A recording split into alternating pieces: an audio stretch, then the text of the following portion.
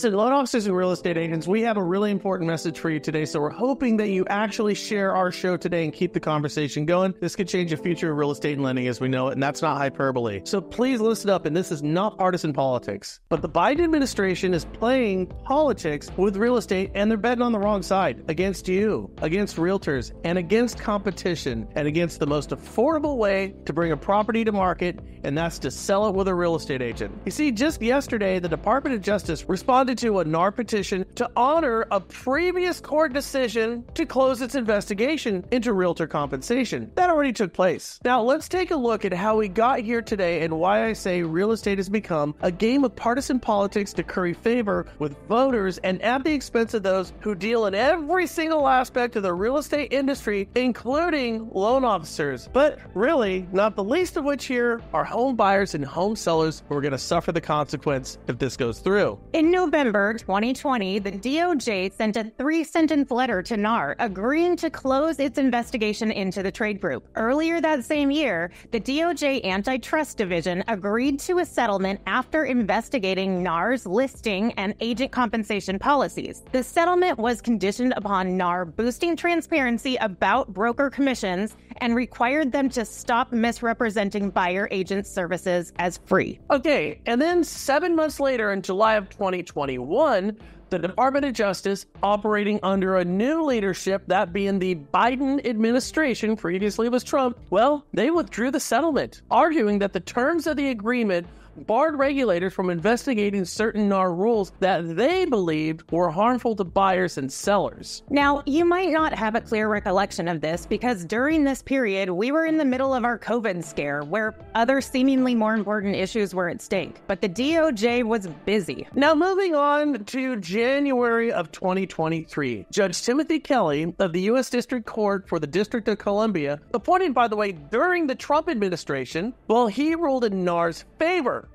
Back to the old one, right? And he stated that the terms of the earlier settlement were still valid and that allowing the Department of Justice to continue its investigation would cancel the benefits NAR had negotiated in the original settlement. 2 short months later, in March 2023, the Biden-led DOJ appealed the January ruling. So then later that year, in December of 2023, a 3-judge panel heard oral arguments from both parties. And in April of 2024, well, they ruled 2-1 in favor of the Department of Justice, allowing the department to continue its investigation into what's going on with broker compensation. This, of course, reopens the investigation where the DOJ had already made its opinion clear. The NAR Missouri agreement and settlement to add transparency to the process changed how multiple listing systems disclose compensation and not required sellers to pay buyer-side agent commissions. Well, the DOJ said that didn't go far enough. The DOJ is looking for a complete decoupling of commissions where the seller can't even pay a buyer's agent commission if they wanted to. Now, this opinion, even if well-intended, would devastate the buyer-side representation as we know it today. And according to both findings from the St. Louis Federal Reserve and the Census Bureau,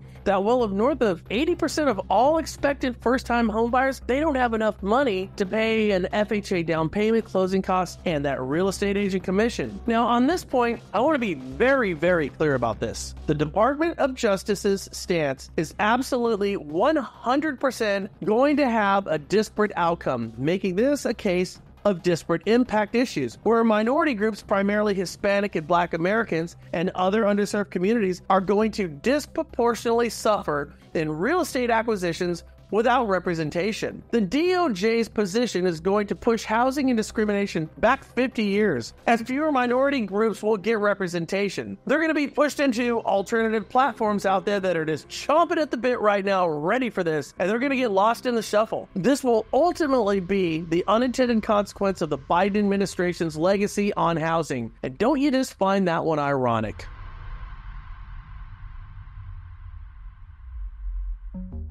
Moving on. So, of course, in May of 2024, just a couple of months ago, NAR files a petition for a rehearing of the panel's decision. Just yesterday, they said, no, we're not going to listen. A rehearing, my friends, is completely and totally unwarranted. The DOJ has just paved the way to completely and permanently alter the landscape of real estate and how both lenders and realtors conduct their business. Just in time, by the way, before the November elections, where a new candidate could come in, remove the Biden official from the DOJ, and sit tight with a sound decision that we already had in 2020. So why do we say this is partisan? 2/3 of the general public, 67%, support the upcoming changes to real estate commissions, while 70% of real estate agents oppose them. 3 in 5 Americans, 61%, agree with the NAR lawsuit's main premise. Even though we're against it, this has broad support. That's why they're doing it. Now, I gotta tell you, what's happening right now, it's the same reason this administration is trying to get you to pay for another kid's student debt. Though most Americans strongly disagree with that position, this administration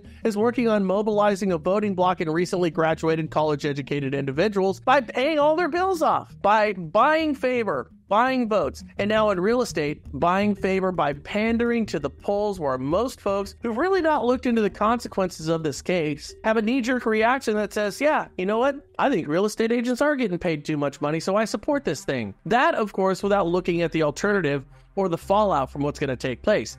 See, we can only hope the Department of Justice doesn't make a decision until after the fall elections, when hopefully something changes. Now, I hope this helps you, and make sure you share this, because this is an issue that will alter the landscape of real estate and who does and does not buy homes.